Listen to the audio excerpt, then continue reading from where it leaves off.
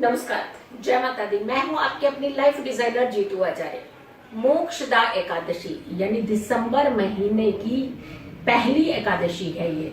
और ये समय जो होता है ये बहुत ही उत्तम माना जाता है। एक तरफ हम 2021 की समाप्ति की तरफ है और दूसरी तरफ समाप्त होने के साथ साथ बहुत सारे ऐसे इवेंट आ रहे हैं जो हमें जरूर ध्यान रखने चाहिए। हमें उन दिनों में खास करके पूजा, भक्ति, व्रत, जप, तप अगर आप चाहें तो कर सकते हैं, लेकिन अगर नहीं चाहते हैं तो आपके लिए थोड़ी सी परेशानियों के संकेत हो सकते हैं। तो ऐसे में हमेशा जप, तप, पूजा पाठ, दान, ये सब चीजें, प्रक्रियाएं बढ़ा देनी चाहिए। शुक्ल पक्ष के मार्गशीर्ष के महीने की मोक्षदा एकादशी बहुत उत्तम एकादशी में मोक्ष को सीधा इंडिकेट करती है। और मोक्ष हमें कब चाहिए होता है? हमारे अगर जीवन जो समाप्ति के बाद जब हम कहते हैं कि हमें मोक्ष की प्राप्ति होनी चाहिए, तो ये व्रत खास करके उस समय के लिए रखा जाता है ताकि अगला रास्ता हमारा जो है आसानी से, सफर जो है आसानी से तय हो सके। इसी समय ही, इसी एकादशी पर है भगवान श्री कृष्ण ने अर्जुन को गीता का उपदेश भी दिया था। ये समय जो है ये बहुत ही इंपॉर्टेंट समय होता है, इसका महत्व बहुत इंपॉर्टेंट होता है। और ऐसे में कहा जाता है कि जब एकादशी तिथि की हम बात करते हैं तो तिथि में हमें ये खास करके ध्यान रखने की जरूरत है कि ये तिथि जो है वो कितनी बजे से शुरू होती है। क्योंकि जब भी हम व्रत रखते हैं, जब भी हम जप, तप, दान करते हैं, तो वहां समय का खास करके हमें ध्यान रखने की जरूरत होती है। 13 दिसंबर को रात को 9:33 पर यानी 13 दिसंबर रात के 9:33 PM से एकादशी तिथि जो है वो शुरू हो रही है, आरंभ हो रही है। और ये तिथि समाप्ति की तरफ जाएगी 14 दिसंबर को मिडनाइट यानी अर्ली मॉर्निंग, जब आप जागेंगे सो करके 14 दिसंबर को, तब तक ये तिथि समाप्ति की ओर जा चुकी होगी।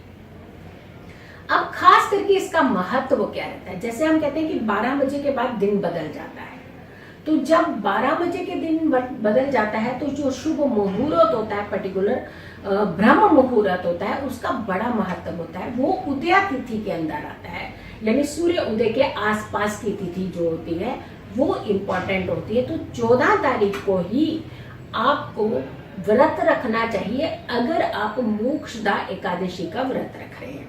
बहुत इम्पोर्टेंट होता है ये व्रत, क्योंकि एक तो 14 तारीख की अगर हम मिडनाइट पे चलते हैं अगली, क्योंकि ये 15 तारीख की अर्ली मॉर्निंग हो जाएगी, 14 की मिडनाइट है यानी 12 बजने के बाद ये तिथि समाप्त हो रही है, तो यहाँ 15 तारीख आपकी लग जाएगी।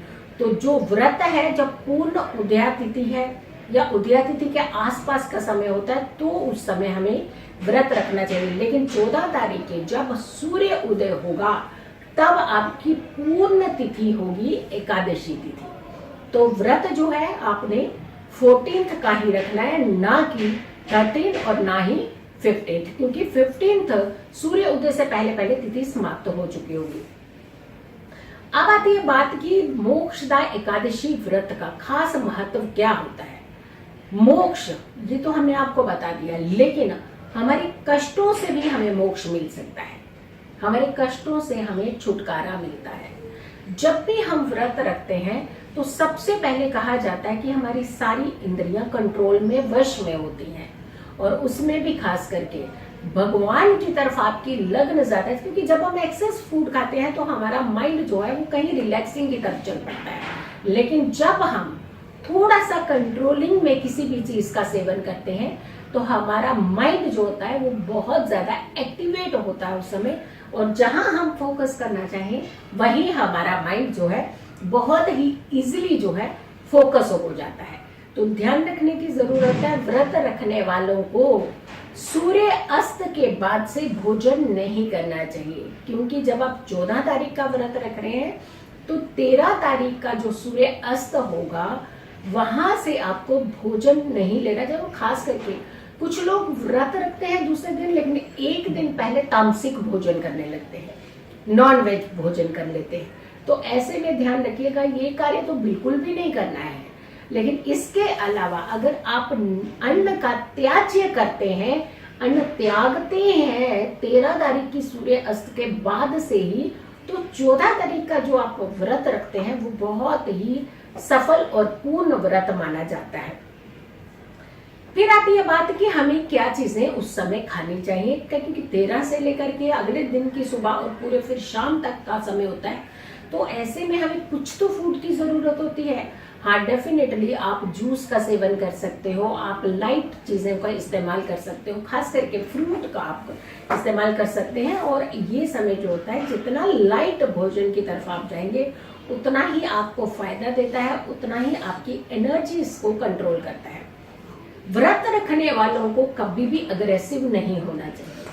अगर आप तो व्रत रख रहे हैं तो फिर तो आपको बहुत ही ध्यान रखने की जरूरत है, लेकिन कुछ बहुत सारे हमारे ऐसे व्यक्ति होते हैं जो व्रत नहीं रख पाते हैं। जैसे बहुत बुजुर्ग व्यक्ति होते हैं, वो व्रत नहीं रख सकते हैं। प्रेग्नेंट लेडीज होती हैं, वो व्रत नहीं रख पाती हैं, या कोई स्वस्थ नहीं है तो व्रत नहीं रख पाते हैं। तो ऐसे में ये घबराने की जरूरत नहीं कि हमने व्रत नहीं रखा तो शायद हमारे साथ क्या होने वाला। बिल्कुल नेगेटिव थॉट्स जो होते हैं वो नहीं अपने जीवन में लाने हैं आपने। अगर आप व्रत नहीं भी रख रहे हैं तो भी आप भगवान विष्णु की आराधना कीजिए, आप भगवान विष्णु के मंत्रों के जाप कीजिए, आप भोलेनाथ की आराधना कीजिए, सूर्य के मंत्रों के जाप कीजिए। आप ये सारी एक्टिविटी, या फिर साथ के साथ धन का थोड़ा सा सहयोग कुछ ऐसे लोगों को कर सकते हैं जिनको वाकई ही बहुत जरूरत है। अन्न का सहयोग आप कर सकते हैं, यानी आप दान प्रक्रिया को बढ़ा सकते हैं।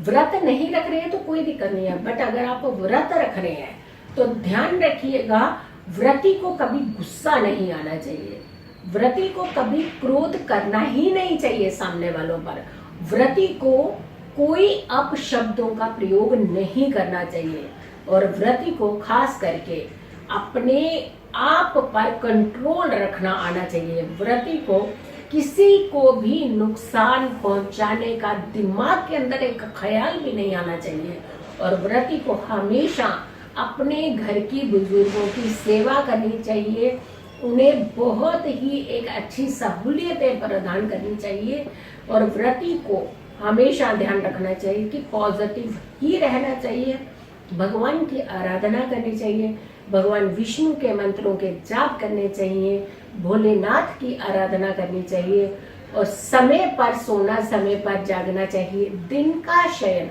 दोपहर में बहुत सारे जो ऐसे व्रती होते हैं उनको लगता है कि हम थोड़ा सा बहुत वीक फील करते हैं कई बार कि हमें भूख लग रही है या कुछ होती है, तो वो क्या करते हैं कि दिन में सोने का प्रयास करते हैं।